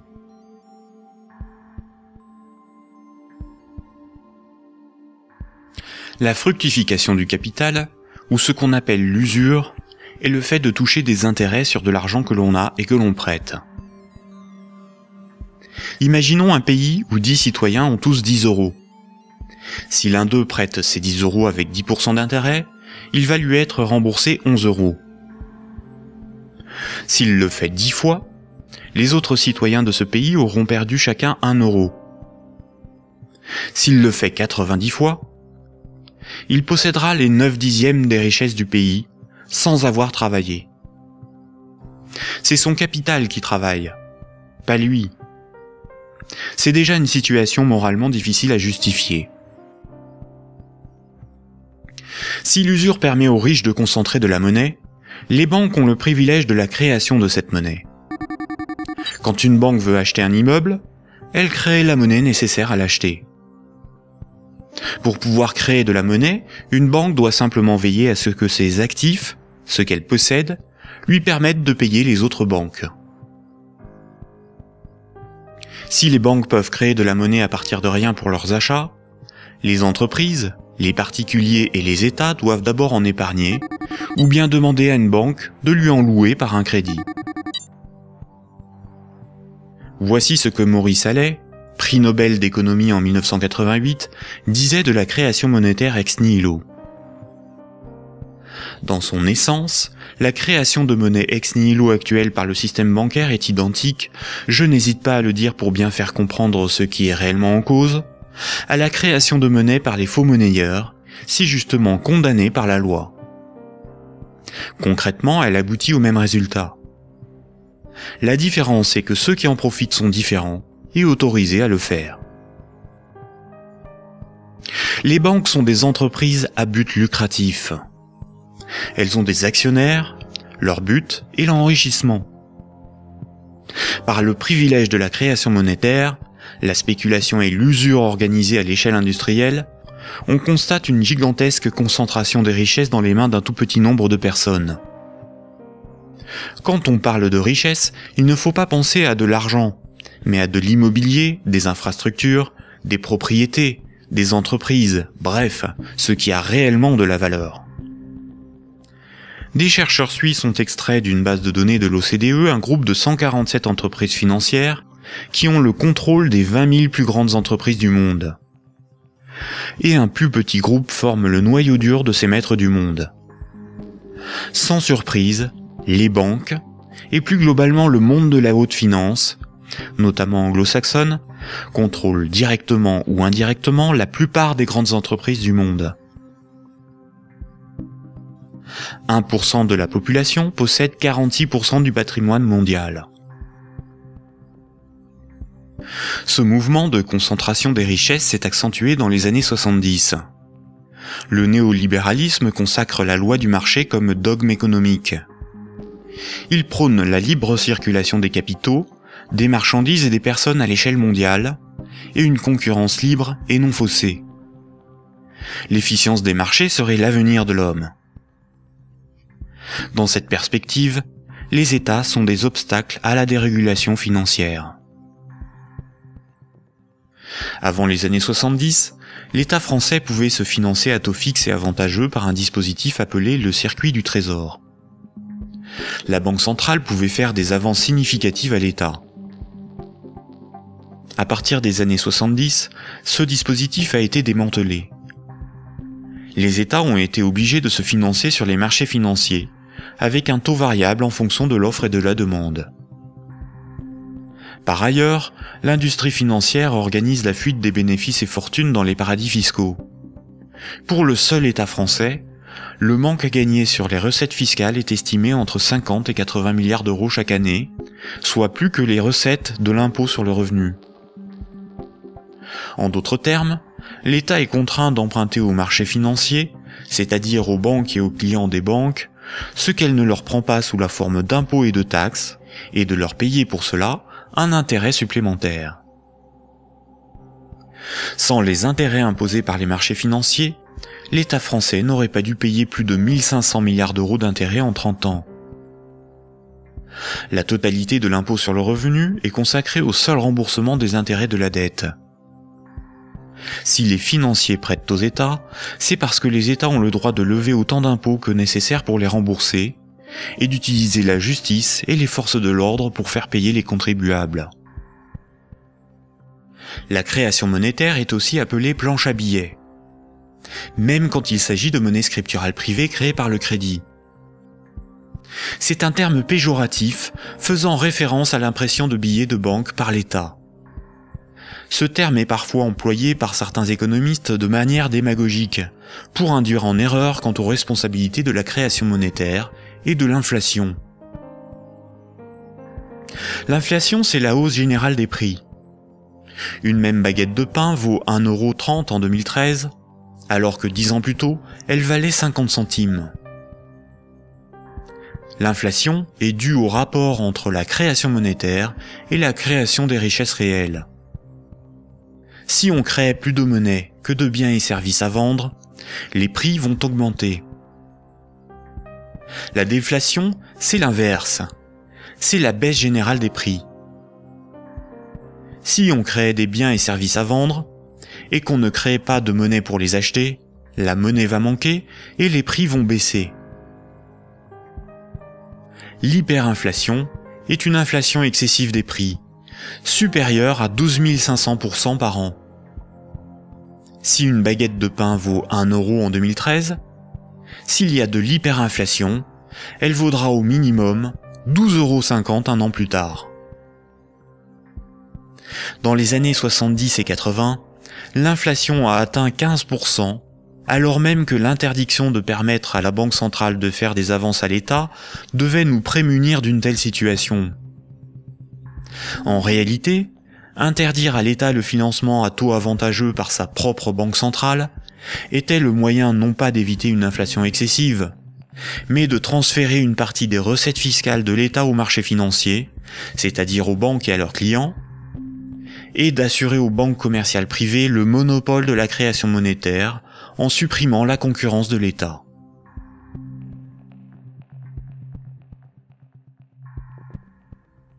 Voici ce qu'on pouvait lire en 1924, avant la Grande Dépression de 1929, dans le magazine de l'Association des banquiers des États-Unis. Le capital doit assurer sa propre protection par tous les moyens possibles, grâce à la coalition et à la législation. Les dettes doivent être collectées et les hypothèques exercées le plus rapidement possible. Lorsque les personnes ordinaires perdent leur maison à travers le processus de la loi, elles deviennent plus dociles et peuvent plus facilement être dirigées grâce au bras fort du gouvernement représenté par les principaux acteurs financiers et par une puissance centrale due aux richesses. Ces vérités sont bien connues de nos principaux intervenants, qui s'appliquent désormais à créer un impérialisme permettant de gouverner le monde. En divisant les votants grâce au système de partis politiques, nous les manipulons afin qu'ils dépensent toute leur énergie pour des problèmes n'ayant aucune importance. C'est donc grâce à une action discrète que nous garantirons la pérennité de ce que nous avons si bien planifié et accompli. Rappelez-vous, dans l'Antiquité, la monnaie physique a été inventée par des souverains pour lever des armées, conquérir de nouveaux territoires et instaurer une dépendance des peuples à la monnaie par la levée des impôts. Toutes les dettes devaient être réglées avec la monnaie du souverain. Cela lui permettait d'acheter les richesses aux populations avec la monnaie qu'il fabriquait lui-même. Une seule et même organisation gérait la fabrication de la monnaie, les armées, la législation, la justice et les forces de l'ordre. Aujourd'hui encore, la monnaie reste un instrument de domination et un élément clé de la géopolitique. Le siècle dernier a été celui du dollar américain. Le dollar américain est de loin la monnaie la plus répandue sur Terre. Le budget militaire américain est égal aux dépenses militaires de tous les autres pays réunis. Tous les ans, ce budget est voté par le Congrès et généreusement financé par la Banque fédérale américaine. Fondée en 1913, la Banque fédérale américaine est une banque privée et non une institution publique. La force militaire permet aux États-Unis d'assurer le statut de monnaie de réserve mondiale au dollar américain et de l'imposer dans le commerce international. Avant les attentats du 11 septembre 2001, les pays clés indépendants du système monétaire anglo-saxon étaient l'Afghanistan, l'Irak, le Soudan, la Libye, la Syrie, Cuba, la Corée du Nord, la Somalie et l'Iran. Les États-Unis et leurs alliés ont attaqué l'Afghanistan, l'Irak et la Libye. En Libye, une banque centrale opérationnelle a été créée par les soi-disant rebelles avant même que la guerre ne soit finie. Le colonel Kadhafi, Saddam Hussein et Kennedy ont en commun d'avoir défié la domination du dollar américain du cartel de banques privées qui dirige la Banque fédérale américaine. Aujourd'hui, les banques centrales sont indépendantes de tout pouvoir politique et sont coordonnées à l'échelle mondiale par la Banque des banques centrales, la BRI, Banque des règlements internationaux, située à Bâle en Suisse. Ce n'est pas une institution publique, elle n'a aucun mandat, ses membres ne sont pas élus, et pourtant c'est probablement le cœur du futur gouvernement mondial. L'application de la loi par les tribunaux, les forces de l'ordre, l'armée, sont comme des services assurés par les États à la corporation bancaire, qui contrôle aussi les plus grandes entreprises du monde. La propagande et la guerre permettent d'étendre la zone d'influence des monnaies, et donc le pouvoir de ceux qui en contrôlent la production. Sans la création monétaire par les banques commerciales privées, l'économie ne pourrait pas se développer, et le financement des États par les impôts et les taxes ne serait pas possible. Par cette dépendance, les intérêts de la corporation bancaire sont aussi ceux de la classe politique. Mayer Amschel Rothschild, célèbre banquier du XVIIe siècle, considéré comme le père de la finance internationale, a triomphalement déclaré ceci: « Donnez-moi le droit d'émettre et de contrôler l'argent d'une nation, et alors, peu m'importe qui fait ses lois. » Est-ce vraiment le peuple qui a le pouvoir ? Démocratie veut dire le pouvoir au peuple. En grec, démos c'est le peuple et kratos c'est le pouvoir. Dans un état de droit, celui qui établit les lois a le pouvoir. En démocratie, c'est le peuple qui écrit et vote les lois. Une aristocratie, c'est le pouvoir au meilleur. En grec, aristos, c'est le meilleur, et kratos, c'est le pouvoir. En aristocratie, ce sont les meilleurs qui ont le pouvoir et établissent les lois. Une oligarchie, c'est le pouvoir à un petit nombre. Oligos, c'est un petit nombre. En oligarchie, c'est un petit nombre qui a le pouvoir. En France, nous sommes sous un régime dénommé gouvernement représentatif. Tous les 5 ans, on demande au peuple d'élire ses représentants parmi un groupe d'hommes politiques, dénommé classe politique. Les représentants écrivent et votent les lois, pas le peuple. Nous sommes donc dans une oligarchie. Historiquement, le terme de démocratie pour désigner le gouvernement représentatif a été employé dans les années 1830 pour tromper l'opinion publique et faire croire au peuple qu'il a le pouvoir. Ce mensonge perdure encore de nos jours. Si nous étions en démocratie, nous voterions nous-mêmes les lois, par des votations ou des référendums, et nous pourrions aussi en écrire, en proposer. En France, les représentants du peuple sont des politiciens de carrière, pour beaucoup fonctionnaires et issus de classes supérieures, âgés de 60 ans en moyenne. Ils ne sont en rien représentatifs du peuple français.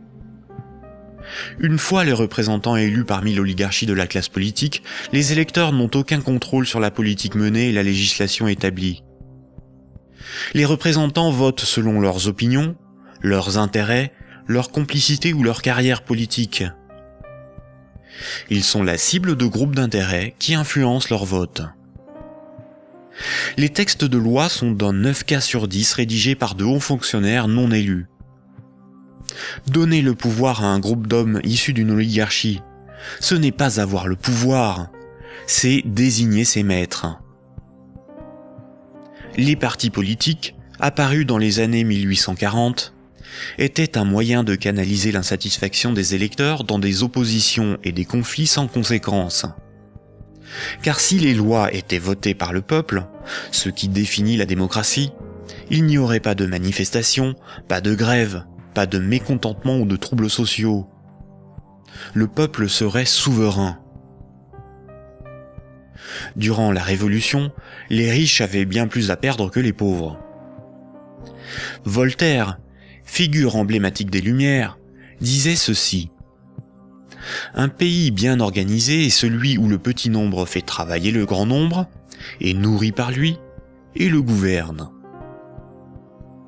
Si le pouvoir était donné au peuple, il aurait défendu ses intérêts propres au détriment de la minorité des riches, des notables et des banquiers. Écoutons le philosophe Alain Badiou parler de la démocratie actuelle. Alain Badiou, c'est ce que nous avons trouvé de moins mauvais pour choisir nos dirigeants. Oh, la théorie du moins mauvais, ça, vous savez, la théorie du moins mauvais ne peut pas impressionner le philosophe que je suis. Hein. Elle a beaucoup servi pour justifier le pire, le moins pire par rapport au plus pire, par exemple.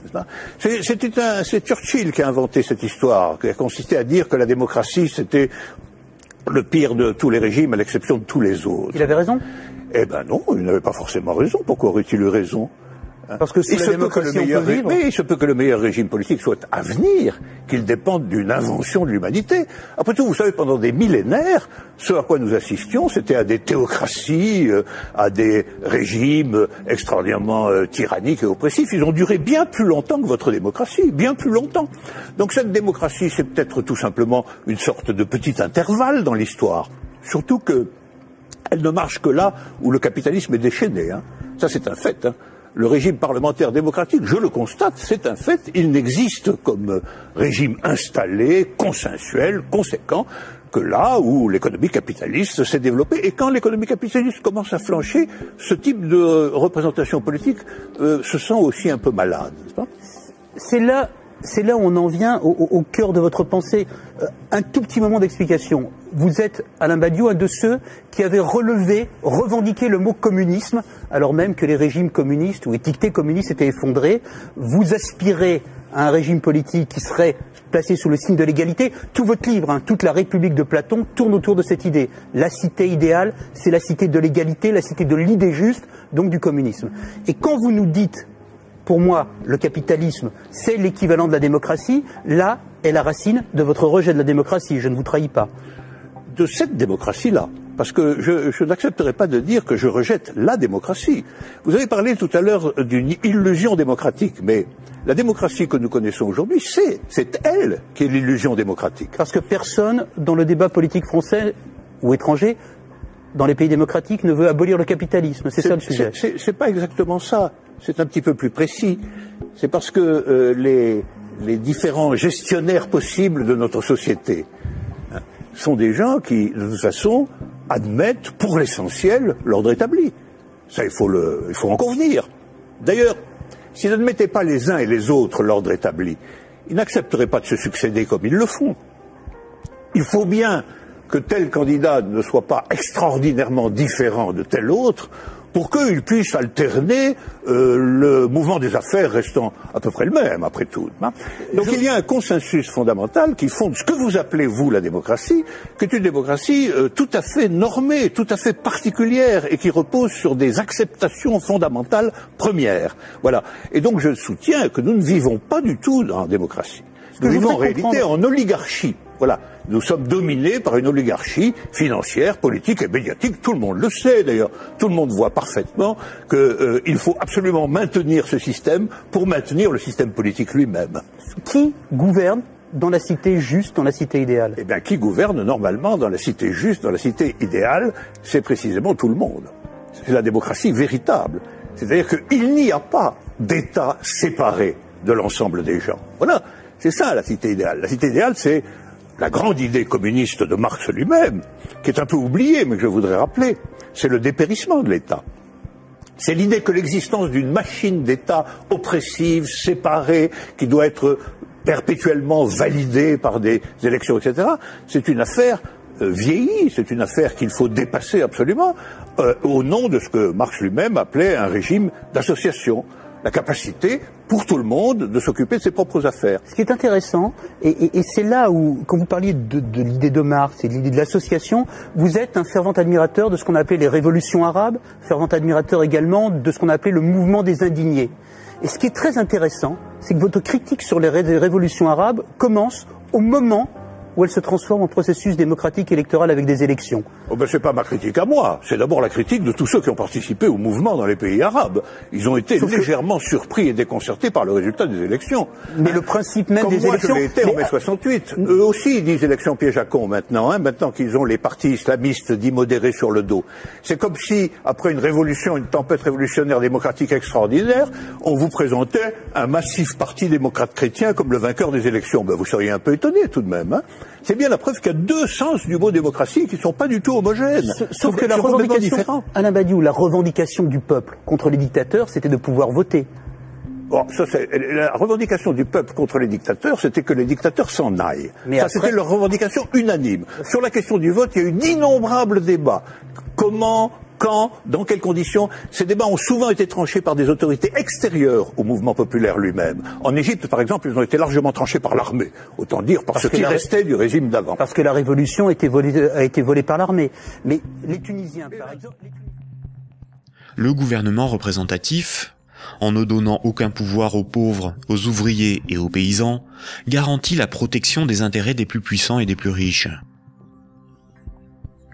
Aujourd'hui encore, le citoyen n'est qu'un électeur, un emprunteur et un consommateur. Il est informé par des médias inféodés aux grands groupes financiers et industriels dont ils sont pour la plupart la propriété. Le vote des lois par les citoyens, le référendum d'initiative populaire, ou la mise en place d'un parlement tiré au sort dans la population comme le sont les jurys populaires, qui sont des évolutions démocratiques élémentaires, sont systématiquement dénigrés dans les médias. L'Union européenne est une organisation soutenue à l'origine par les élites américaines pour éviter l'apparition d'une puissance concurrente en Europe de l'Ouest. Elle est néolibérale et structurellement antidémocratique. Si les peuples européens écrivaient et votaient eux-mêmes les lois de l'Union, Bruxelles ne serait pas la seconde place de lobbying après Washington. L'Union européenne est le royaume de Goldman Sachs et de la haute finance, dont les hommes se retrouvent à la tête de nombreuses institutions et même de certains États. Et nombreuses sont les carrières politiques se prolongeant dans le privé, au service des lobbies ou dans les grandes entreprises. Ce que nous appelons des euros, ce qui est sur notre compte en banque, ce ne sont pas des euros, mais une dette en euros. Ce que nous appelons crédit, prêt ou emprunt, ce n'est qu'une création de monnaie temporaire. Ce que nous appelons démocratie n'est pas une démocratie, mais une oligarchie. Ce que nous appelons un citoyen n'est rien d'autre qu'un électeur. Ces manipulations du langage empêchent les intellectuels, les politiciens, les journalistes et les électeurs de penser le monde. Elles dissimulent avec habileté le pouvoir sans égal des corporations, de la finance et du secteur bancaire.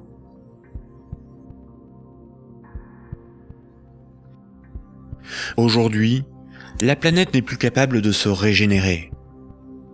L'humanité tout entière est en train de se confronter aux limites de la Terre elle-même et manque de ressources naturelles. Toute croissance économique nécessite beaucoup de matières premières et d'énergie. Or, les ressources de la planète sont limitées. Certaines organisations militent pour qu'une nouvelle approche économique et sociale émerge, pour que nous soyons respectueux de notre environnement et sortons d'une logique de compétition, de surconsommation et de conflit. Certains font la promotion de la décroissance. La décroissance permettrait l'équilibre de l'activité humaine et les ressources de la planète. Mais la décroissance sous-entend une réduction permanente de la demande de crédit, donc une contraction de la masse monétaire qui déboucherait rapidement sur une crise économique majeure. En réalité, les nations sont les esclaves de l'impérieuse nécessité d'une dette perpétuelle pour disposer de monnaie, donc d'une croissance soutenue, impliquant une consommation en progression constante. S'il n'y a plus d'anticipation de revenus futurs, il n'y a plus de crédit, donc la monnaie disparaît, l'État ne peut plus fonctionner et l'économie s'arrête.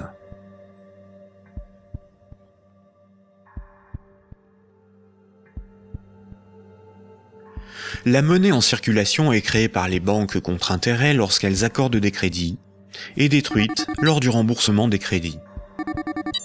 Ce cycle monétaire garantit aux banques une rente perpétuelle. Les créanciers sont les banques et le secteur financier, et les débiteurs sont le reste du monde.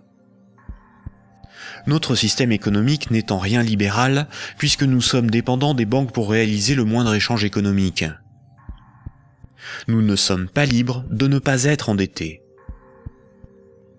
La rareté de la monnaie organise la concurrence entre les individus, entre les entreprises, entre les nations.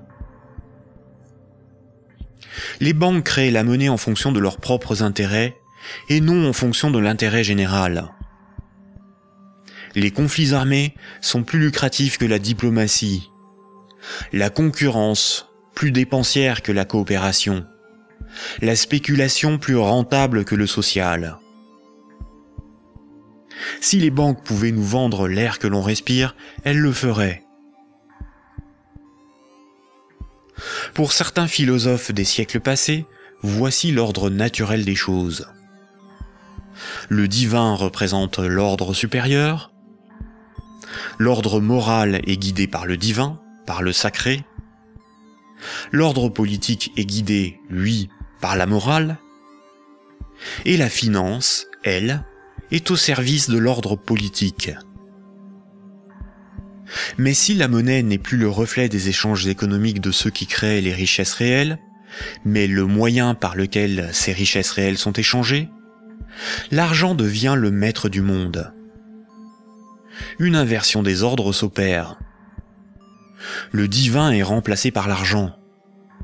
N'a de valeur que ce qui a un prix. Les marchés font office de morale. Rien ne doit enfreindre les lois du marché, bénéfiques pour l'humanité. La finance est au service des marchés. Les financiers sont les nouveaux prophètes, ils défendent l'immanente main invisible. La politique et l'État sont au service de la finance, car ils en sont dépendants. Ils sont forcés de défendre les intérêts de la finance au détriment de ceux des peuples. Frédéric Bastiat, économiste politique au XIXe siècle, disait ceci. Quand le pillage devient un moyen d'existence pour un groupe d'hommes qui vit au sein de la société, ce groupe finit par créer pour lui-même tout un système juridique qui autorise le pillage et un code moral qui le glorifie.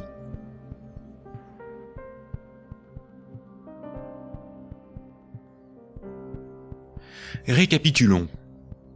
Voici les points importants qu'il faut retenir. Avant l'invention de la monnaie, les systèmes de comptabilité des dettes permettaient aux hommes d'échanger librement des biens et des services.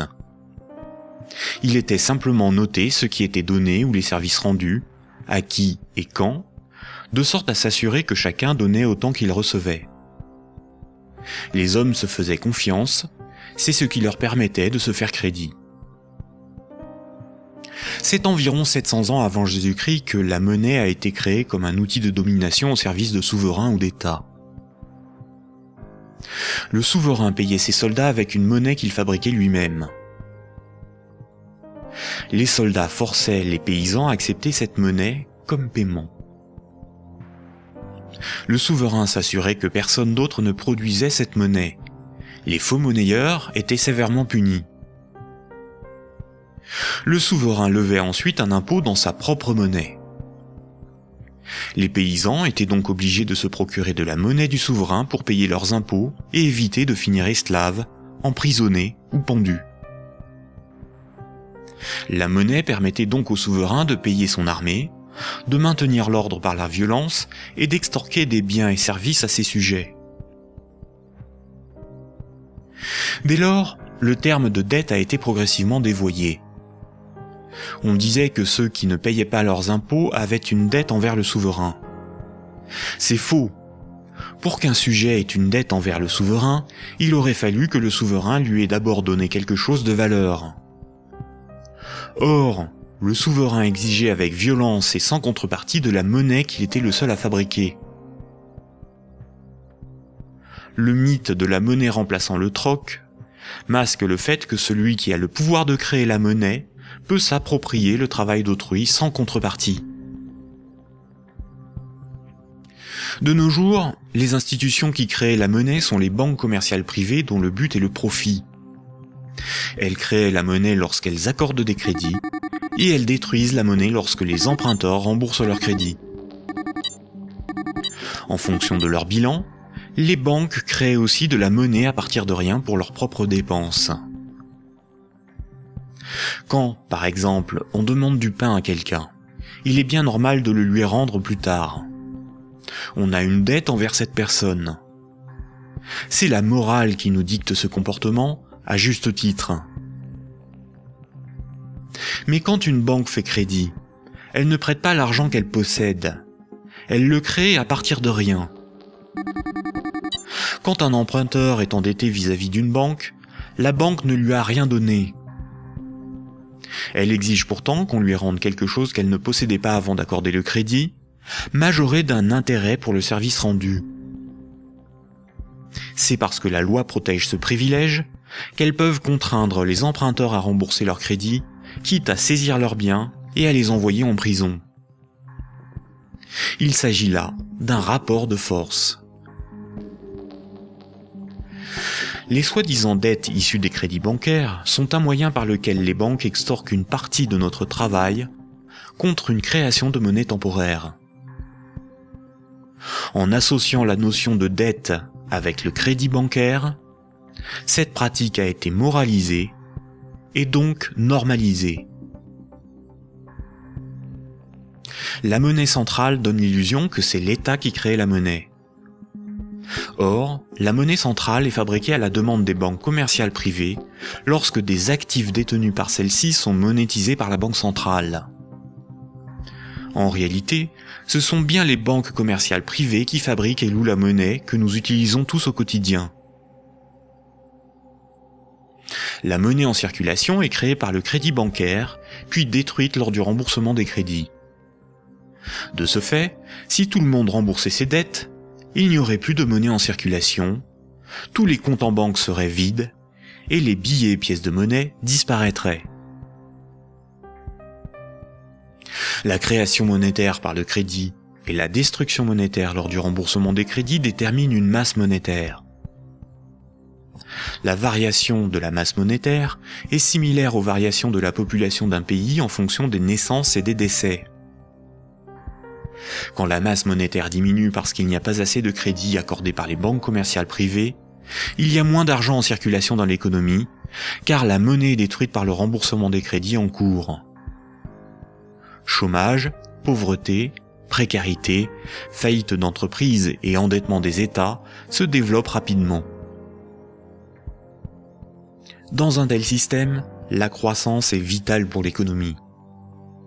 Les entreprises, les particuliers et les États s'endettent auprès du système bancaire pour assurer une augmentation constante et exponentielle de la masse monétaire. S'ils n'empruntent plus, ou que les banques n'accordent plus de crédit, comme c'est le cas depuis la crise financière de 2008, la monnaie disparaît à cause de la destruction monétaire et une grave crise économique survient rapidement. Sans dette, il n'y a pas de monnaie. Sans monnaie, il n'y a pas d'économie, les nations ne peuvent pas s'échanger ce qu'elles produisent. Donc sans dette, il n'y a pas d'économie. Ce système oblige l'ensemble de la société, des États, des nations, à être perpétuellement endettés et donc à enrichir les banquiers et la finance simplement pour disposer de monnaie pour leurs échanges économiques. C'est par ce principe que le système bancaire a servi le monde économique à son profit, sans contrepartie productive. Chaque crédit sert à acheter une maison, une voiture, une télévision, et induit la consommation d'énergie et de matières premières pour leur fabrication.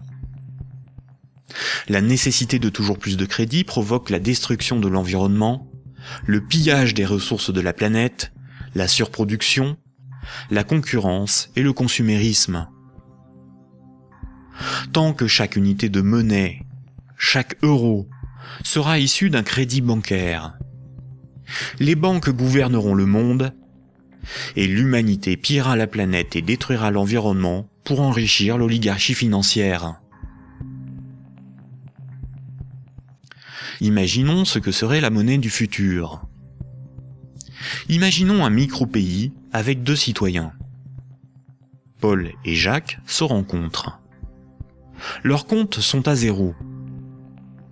Paul a fabriqué une chaise. Il la vend à Jacques 10 unités de compte. Jacques a alors moins 10 sur son compte et Paul a plus 10. Paul peut convertir 5 unités de compte en monnaie manuelle, en billets de banque. Ainsi, tant qu'ils sont dans leurs débits autorisés, personne ne peut empêcher Paul et Jacques de s'échanger ce qu'ils produisent. Leur débit autorisé est calculé en fonction de leurs actifs et de leur solvabilité, et représente le risque financier que doit assumer la société tout entière. La monnaie du futur est un jeu à somme nulle. Dans le futur, la monnaie sera représentative des échanges économiques réalisés, et non ce qui les permet. Aujourd'hui, la monnaie ne fonctionne pas du tout comme ça. Ajoutons dans ce micro-pays une banque. Pour acheter la chaise de Paul, Jacques va emprunter à la banque les 10 € nécessaires pour la payer. Jacques devra rembourser ces 10 € à la banque et verser en plus 1 € d'intérêt qui n'existe pas. Après la transaction, Paul possède bien les 10 € nécessaires à rembourser la banque et il faudra bien que Jacques les récupère d'une manière ou d'une autre pour rembourser son crédit. Il devra vendre son temps ou fabriquer des choses à vendre pour récupérer les euros pour rembourser son crédit. Mais les 1 € d'intérêt n'existeront qu'à partir du moment où un nouveau crédit aura été demandé à la banque. On comprend donc plusieurs réalités. Paul et Jacques sont dépendants de la volonté de la banque d'accorder ou non le crédit pour s'échanger ce qu'ils produisent. Ils sont obligés malgré eux d'enrichir la banque en achetant de la monnaie temporaire qui sera détruite lors du remboursement des crédits. Le remboursement des intérêts oblige Paul et Jacques à perpétuellement emprunter à la banque pour pouvoir la rembourser.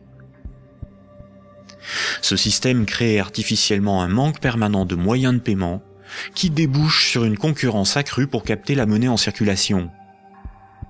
Paul et Jacques ont avant tout le problème de se procurer de la monnaie pour vivre. Il faut bien distinguer ce qui est au service de l'intérêt général et ce qui est au service d'intérêts particuliers. L'intérêt général, c'est l'intérêt du plus grand nombre, des nations dans leur ensemble. Les intérêts particuliers sont ceux des oligarques, des riches, des gens de pouvoir, des actionnaires, c'est-à-dire une minorité de personnes dans la société et à travers le monde. Prenons la monnaie. La monnaie sert des intérêts particuliers. Elle sert les intérêts de ceux qui la fabriquent, c'est-à-dire les banques commerciales privées et la finance, dont le but est l'enrichissement. La monnaie existe parce qu'il y a ce qu'on appelle des dettes. Ces dettes ne servent que des intérêts particuliers. La bourse et la spéculation, les marchés financiers, représentent très majoritairement des intérêts particuliers. La rémunération de l'épargne et des comptes courants des déposants, de l'homme de la rue, est marginale en comparaison des bénéfices engrangés par l'industrie financière. Le système politique, qui est censé défendre l'intérêt général, est forcé de protéger les privilèges des banques, des corporations et de la finance. Depuis les Lumières et la Révolution française, les régimes politiques basés sur l'élection de représentants ont été voulus parce qu'ils sont antidémocratiques.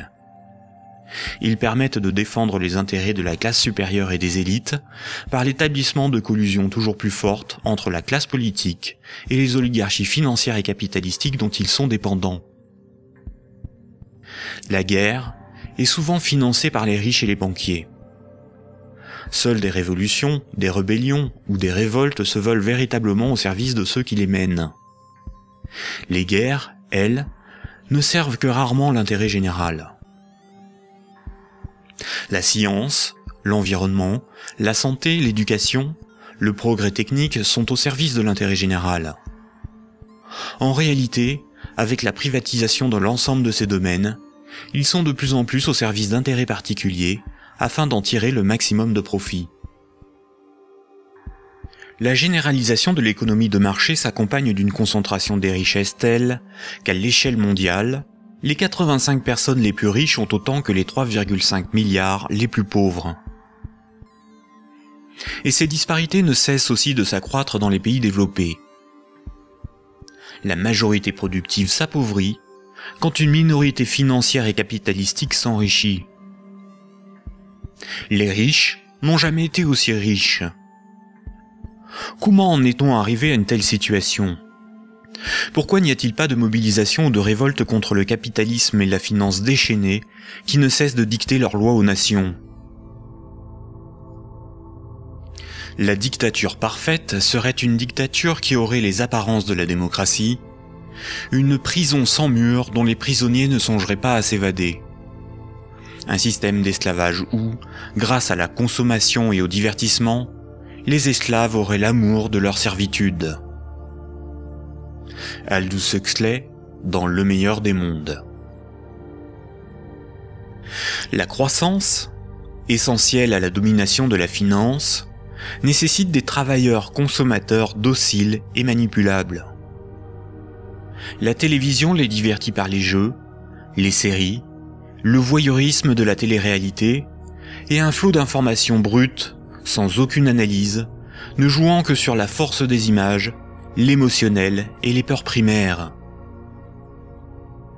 On y fait l'apologie de l'oligarchie, des idoles, du consumérisme, de la légèreté, du sexe et de la bêtise. Consommer, c'est être libre et heureux, réfléchir est futile et ennuyeux. Le vocabulaire est réduit, le sens des mots dévoyé, de sorte qu'il n'est plus possible de penser la réalité. L'éducation est réduite à une forme de conditionnement à la servitude et d'insertion professionnelle. Un individu inculte n'a qu'un horizon de pensée limité, et plus sa pensée est bornée à des préoccupations futiles, moins il peut se révolter.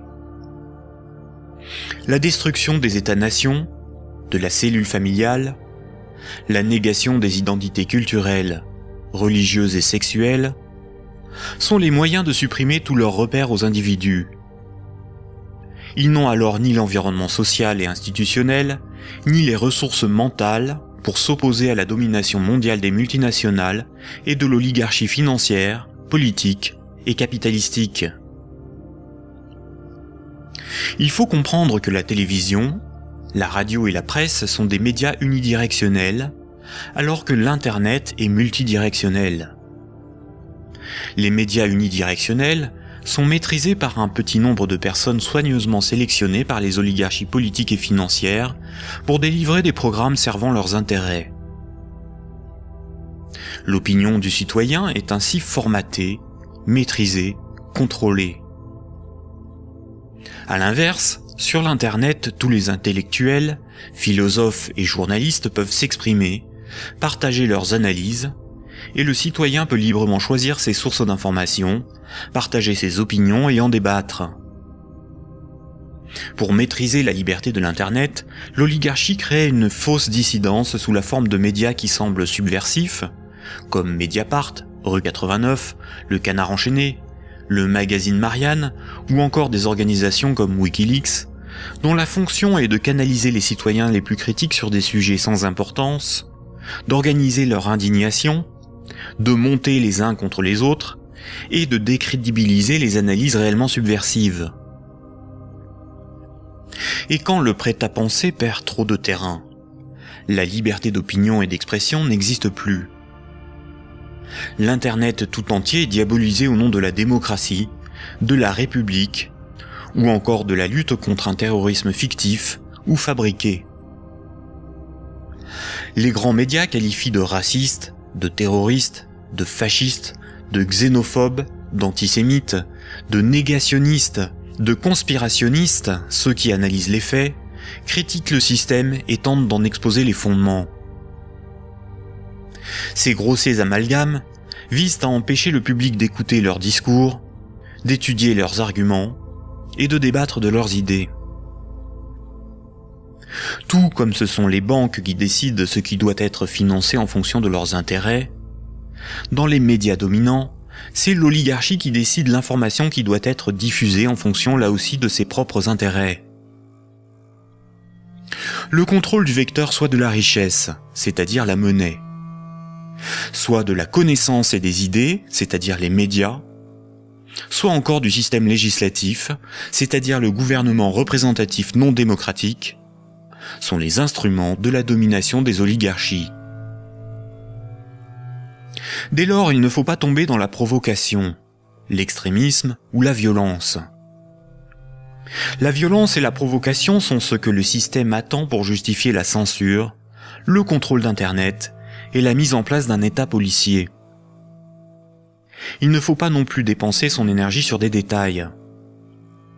Il faut au contraire remettre en cause les fondamentaux sur lesquels repose ce système de domination.